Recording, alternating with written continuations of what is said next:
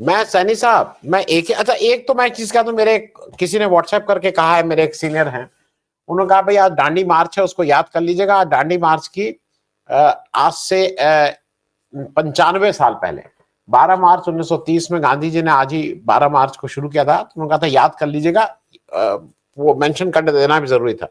ओम सैनी साहब, मैं एक और टेस्ट की बात करता हूं। मोदी जी इतना हिंदी हिंदू हिंदुस्तान पे हैं, आरएसएस वाले हिंदी हिंदू हिंदुस्तान की बात कर रहे हैं। मोदी जी के जितने मंत्री हैं वो सार्वजनिक रूप से, भाई मोदी जी तो इवेंट करते हैं, वो सबको खड़ा कर दें और कखा गगांगा चाचा चाचा मतलब या ये पूरी कखा गगा सुनवा दें। हम ईमानदारी से कह रहे हैं, हम अपने चैनल को बंद कर देंगे। अगर हम अपने चैनल को बंद कर देंगे और मेरे यहाँ जितने लोग हैं वो शायद चैनल पे आना, इन सब लोग तैयार हो जाएंगे। और तो और छोड़ दीजिए, पूरी कैबिनेट हिंदी में गिनती ही गिनते 1 2 3 4 5 6 47 48 49 50।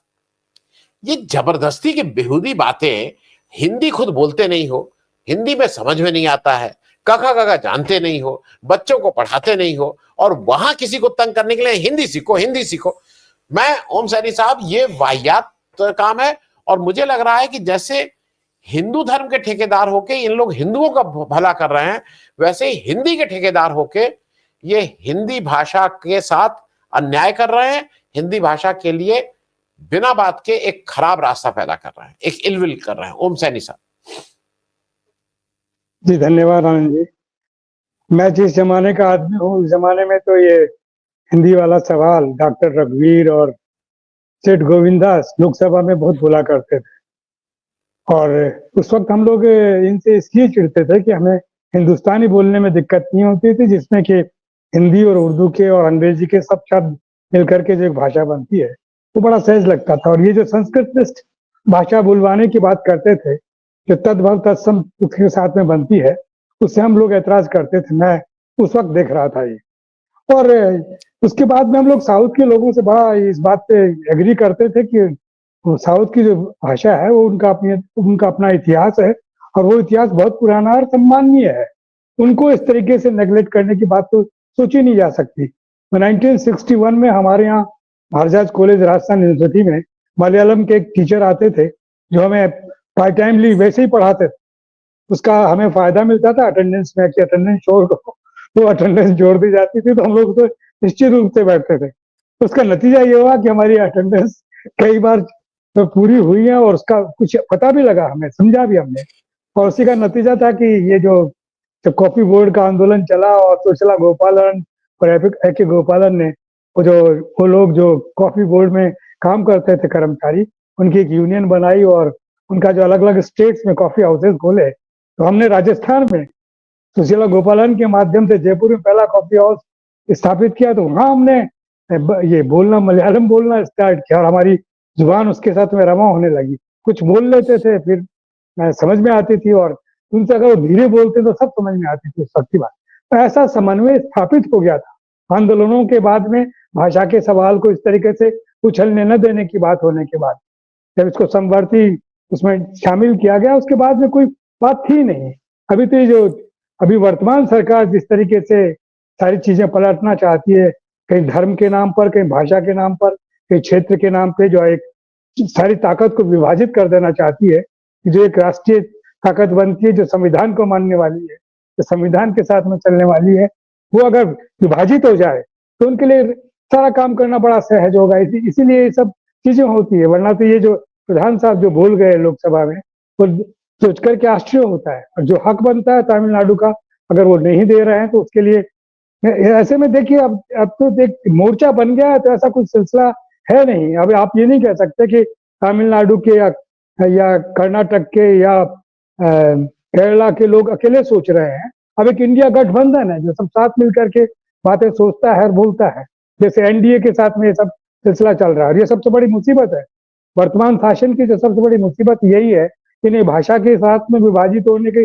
संभावना है, न धर्म के आधार पर विभाजित होने की संभावना है। कि जो आपके यहाँ जो ये अभी जो बहुत बड़ा तीरथ हुआ, जिसमें कि कितने करोड़ लोग आ गए, जो ये सारा भी अब सामने आ गया कि ऐसा कुछ नहीं, ये सब कुछ बहुत अलग किस्म का है। तो मुझे लगता ये है कि ये चीजें चलेंगी नहीं। ये कोशिश है, इनकी लगातार कोशिश है किस तरह का भाव चले।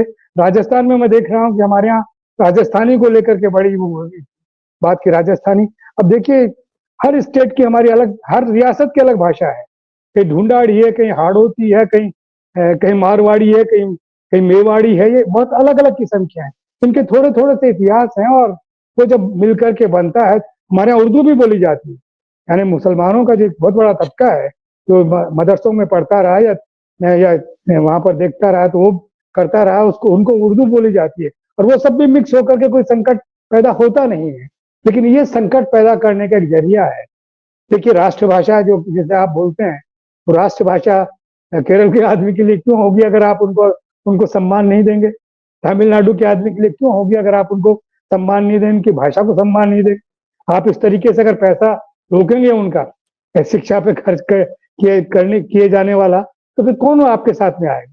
तो इन सारे कॉन्सिक्वेंसेस को देखते हुए मेरा ख्याल है कि प्रधान साहब को अपनी बात सोचनी समझनी चाहिए, और जरा देखना चाहिए कि आपको एक मौका मिला है कि आप केंद्र में मंत्री हैं, और मंत्री होने के साथ में भाषा सुधरनी चाहिए। लेकिन आपकी भाषा तो बिल्कुल वैसे ही बिगड़ रही है जैसे कि ज्यादातर भारतीय जनता पार्टी या संघ के लोगों की शासन में बैठने के साथ में बिगड़ जाती है, और वो काफी तकलीफ देती है। तो मुझे लगता है कि इससे सबक लेंगे और सीखने की चेष्टा करेंगे। और इतनी सारी नजीरें आई, पाठक साहब ने बताया, राय साहब ने बताया, आपने बताया, तो ये लोग सुन ही रहे हैं और रास्ता अपनाएंगे ठीक तरीके से, और ठीक तरीके से आगे बढ़ने की सोचेंगे। जी ओम सैनी साहब, बस चलते चलते एक ही चीज, ये जो ये है ना कि तमिलनाडु में कुछ लोगों को कहना है कि ये भाषा के जरिए वहां प्रवेश करना चाहेंगे, ये बात नहीं है। मेरी समझ ये है कि वो तमिलनाडु में नफरत फैला के उत्तर प्रदेश बिहार के इलेक्शन आ रहे हैं, वहां पे अपना वोट सीधा करना चाह रहे हैं। उनको तमिलनाडु में पता है कि वो तमिलनाडु में नहीं घुस पाएंगे, लेकिन तमिलनाडु पे ये सब जोर आजमाइश करके यहाँ के लोग खुश होते हैं, देखा देखा, वो जो उस तरह से, वो मूल बात है। इसलिए उनका उनका असली पर्पस यहाँ वोट है। ओम सैनी साहब जल्दी से एक मिनट में। उनका ये सारा जो ये ख्याल जो उनका बना हुआ है, उसने ये इंडिया गठबंधन जो बना हुआ है वो सारी चीजें तहस नहस कर देता है, वो चलने नहीं देता। अगर आज इंडिया गठबंधन ना हो तो दूसरे राज्य अपने आप ही एक नाराजगी के साथ में एक सवाल पे अलग अलग टुकड़े टुकड़े हो सकते थे। लेकिन ये जो गठबंधन है, ये निश्चित रूप से तमिलनाडु की इस बात को, जैसे राय साहब कह रहे हैं, पाठक साहब कह रहे हैं, हमारे सारे लोग कह रहे हैं कि इनके साथ में जो अन्याय हो रहा है उसको तुरंत समाप्त किया जाना चाहिए। स्वर एक सामूहिक बन गया है, तो इसलिए ये ज्यादा असरदार रहेगा नहीं। जी बिल्कुल नहीं रहेगा।